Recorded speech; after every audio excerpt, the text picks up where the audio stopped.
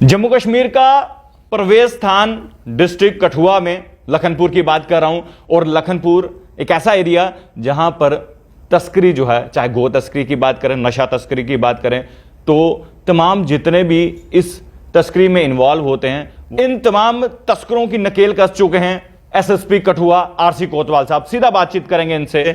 Sir, जिस तरह से पहले भी बहुत सारे ऐसे तस्करियों के मामले सामने आते थे, लेकिन अब जब से आपने पदभार संभाला है, कहीं ना कहीं काफ़ी हद तक जो है सुधार जो है वो देखे जा रहे हैं। किस तरह से आपसे? देखिए, ऐसा है कि पिछले करीब 3 महीने से ज़्यादा का टाइम हो गया जब से मैंने यहाँ पे ज्वाइन किया था।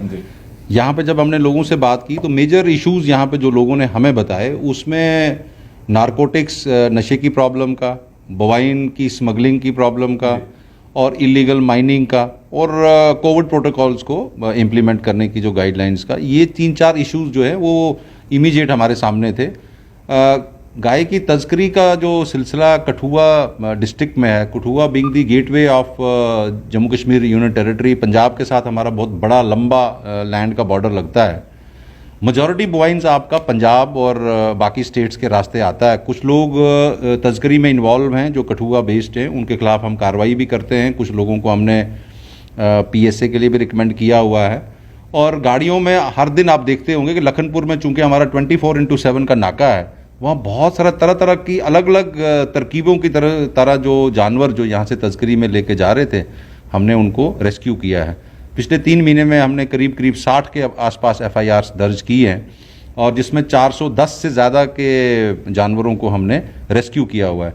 ओवरऑल टोटलिटी में अगर आप देखें तो 2021 में अभी तक 100 एफआईआर्स जो लग चुकी हैं। मैं आज दिन तक की काउंट करके बता रहा हूँ, और मुझे लगता है कि आने वाले टाइम में हम इसमें और अच्छा बेहतर काम कर सकते हैं। सर, जिस तरह से अभी गौ तस्करी की बात की जाए या पशु तस्करी की बात की जाए, ये पहले भी होता था लेकिन अभी भी हो रहा है, तो क्या करना पड़ेगा कि ये तस्करियाँ टोटली जो हैं बंद हो जाएं? देखिए, ऐसा है कि सबसे पहले तो मेजॉरिटी जानवर जो है हमारी स्टेट में बाहर से आ रहे हैं। ऑब्वियसली पंजाब साइड से आ रहे हैं, वो बाकी किन किन स्टेट से आ रहे हैं, उसमें जो स्मगलर्स हैं वो इंटर स्टेट काम करते हैं। यहाँ के लोग जो है पंजाब में भी ऑपरेट करते हैं और बाकी स्टेट्स में भी करते हैं। मुझे लगता है कि इस पर अगर सख्त कानून हो तो इस पे बढ़िया तरीके से रोकथाम लगाई जा सकती है। अभी का जो प्रोविजंस ऑफ लॉ है हमारे पास, वो उतनी स्ट्रिंजेंट नहीं है जिससे आप इसको टोटली बंद कर सकें।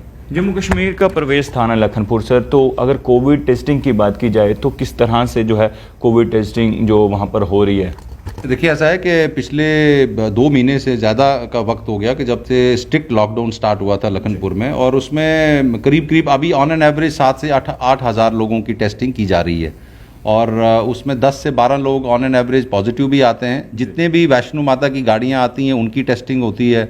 जितनी भी इंटर स्टेट जो बसेस अलाउड हैं वो यहाँ पे रुक के यहाँ से एसआरटीसी की बसेस यूज़ करते हैं, और उनकी भी टेस्टिंग की जाती है। इसके अलावा लखनपुर से एंटर करने के लिए या तो आपके पास आरटीपीसीआर अगर टेस्ट है नेगेटिव, जो 48 आवर्स का तक का वैलिड है, और रैट टेस्ट अगर किसी ने किया तो वो भी 12 से 24 घंटे के वाला जो है हम वो कंसिडर करते हैं, उनका टेस्टिंग नहीं होता। उसके अलावा सभी लोगों का टेस्टिंग होता है, बारिंग फ्यू ट्रकर्स जो बहुत ज़्यादा तादाद में यहाँ पे एंटर करते हैं जम्मू कश्मीर यूटी में। अगर आप 24 घंटे में एक असेसमेंट करें तो 2,500 से 3,000 ट्रक्स जो हैं सामान लेके जेएंडके यूटी में एंटर करते हैं लखनपुर से। उसमें रैंडम चेकिंग की जाती है। हेल्थ डिपार्टमेंट की तरफ से डिस्ट्रिक्ट कठुआ में वहाँ पे 12 से 14 विंडोज़ हैं जहाँ पे 12 से 14 लोग जो खड़े होके एक टाइम पे वो अपनी कोविड टेस्टिंग करवाते हैं। ज़्यादातर टेस्टिंग रैपिड टेस्ट, जिसको एंटीजन टेस्ट बोलते हैं आप, वो किया जाता है, बट उसमें तो भी 100, 200, 300 लोगों का आरटीपीसीआर टेस्ट भी किया जाता है। जी। तो सर, जिस तरह से बात की जाए नशे को लेकर, तो किस तरह से पुलिस जो है काम कर रही है डिस्ट्रिक्ट में? देखिए, ऐसा है कि एंटी नारकोटिक्स और ड्रग्स के खिलाफ हमने एक स्पेशल टीम भी बनाई हुई है यहाँ पे, जिसको एंटी ड्रग यूनिट कहते हैं। उसमें हमारे एक इंस्पेक्टर उसको हेड करते हैं, 15-20 लोग उनको सीवीज में असिस्ट करते हैं। कठुआ टाउन के 21 वार्ड हैं, और 50 से 60 या 70 हज़ार के आसपास फ्लोटिंग पॉपुलेशन को मिला के पॉपुलेशन है। हमने उनको ही वार्ड्स में डिस्ट्रीब्यूट किया है कि वार्ड नंबर 1 का डेडिकेटेड ऑफिसर्स होंगे, वो वहाँ पे उसके एरिया की स्कैनिंग करेंगे, एनालाइज करेंगे कि यहाँ पे कितने लोग हैं जो इस तरह की प्रॉब्लम में इन्वॉल्व हैं। बहुत सारे बच्चे क्यूरोसिटी से या जानबूझ के नशे में चले गए हैं, उनका रिहैब का हम देख रहे हैं कि उनको अगर रिहैबिलिटेट किया जाए तो कैसे किया जाए। जो लोग पेडलिंग में इन्वॉल्व हैं, जो इंटरस्टेट पेडलिंग में इन्वॉल्व हैं, उसके खिलाफ NDPS एक्ट के तहत हम कार्रवाई भी कर रहे हैं। और हमने लोगों को जो ज़्यादा इसमें क्रॉनिक पेडलिंग में इन्वॉल्व हैं उनका पब्लिक सेफ्टी एक्ट में भी हमने रिकमेंडेशन दिया हुआ है। तो मुझे लगता है कि आने वाले टाइम में एंटी नारकोटिक्स पे हम और सख्ती से काम करेंगे। सर, अगर जम्मू प्रोविंस की बात करें तो तमाम जितने भी जो पाकिस्तान से छूते इलाके हैं, जो बॉर्डर्स हैं, तो कहीं ना कहीं पाकिस्तान भी जो है नशा जो भेजता है। तो क्या लगता है कि इस तरह को ये पूरी वारदात को कैसे रोका जाएगा? देखिए, ये तो अब ऑलमोस्ट प्रूवन है कि नार्को टेररिज्म जो है वो भी चल रहा है पाकिस्तान के द्वारा। आपका इंटरनेशनल बॉर्डर चाहे अखनूर से लेके कठुआ तक का इंटरनेशनल बॉर्डर पे भी ऐसी वारदातें, बड़ी वारदातें, जिसमें अभी पानसर जो हमारी BSF की पोस्ट है वहाँ पे 27 kg की हीरोइन जो है वो बरामद की गई थी। और एक इंट्रूडर जो प्राइमा फेसाई पाकिस्तानी है वो मारा गया था। मैं उस स्पॉट पे गया था, मैंने वहाँ चेक खुद भी वो चीज़ देखी थी। इसके पहले अगर आपको याद होगा कि पिछले साल अरनिया सेक्टर में 65 kg हीरोइन जो है वो बरामद की गई थी BSF और पुलिस के द्वारा। मुझे लगता है कि आपकी चाहे LOC है, पुंछ, रजौरी की, वहाँ से कानाचक के एरिया से ये तस्करी की जाती है। और ये जितनी भी जो केमिकल हीरोइन या जिसको आप डेरिवेटिव्स ऑफ मॉर्फिन बोलते हैं, चिट्टा भी बोलते हैं लोग, ये इंडिया में तो कहीं उगाया नहीं जाता है। और ये होता ही गोल्डन क्रिसेंट में है। गोल्डन क्रिसेंट अगर वर्ल्ड मैप पे आप देखेंगे तो वो एरिया आता है पाकिस्तान, अफगानिस्तान और ईरान। इस एक्सेस में वर्ल्ड की 90% हीरोइन कल्टीवेट भी की जाती है, मैन्युफैक्चर भी की जाती है और ऑल ओवर ग्लोब वहाँ से भेजी जाती है। मैं युवाओं को खोखला करने का काम जो है पाकिस्तान कर रहे हैं। ये एक सोची समझी चाल है। मुझे लगता है कि इसमें समाज को जल्दी से जल्दी इस चीज़ को समझना पड़ेगा। और पुलिस के साथ साथ आपकी NGOs हैं, लोकल कमेटीज़ हैं, कम्युनिटी लीडर्स हैं, उनको समाज में बच्चों को बचाने के लिए ओपनली और अच्छे तरीके से आगे आना पड़ेगा। ये सारे के सारे लोग ऑर्गेनाइज तरीके से अगर एक प्लेटफॉर्म पे आएंगे तभी ये चीज़ कंट्रोल होगी। सर, अगर इलीगल माइनिंग की बात की जाए, क्योंकि इलीगल माइनिंग हर जगह, हर डिस्ट्रिक्ट में हो रही है, कठुआ डिस्ट्रिक्ट में किस तरह से जो है पुलिस इस पर जो कार्रवाई कर रही है? देखिए, ऐसा है कि माइनिंग का एक डिपार्टमेंट है, उनके अपने ऑफिसर्स हैं जो यहाँ पे माइनिंग का काम देखते हैं। पुलिस जहाँ जहाँ जब भी कोई नोटिस करती है इलीगल माइनिंग का, उसमें कॉग्निजेंस लेती है। हमने काफ़ी सारे डंपर्स को सीज़ किया हुआ है उसमें। उसके बाद डिस्ट्रिक्ट माइनिंग अफसर को हम वो रिकमेंड करते हैं।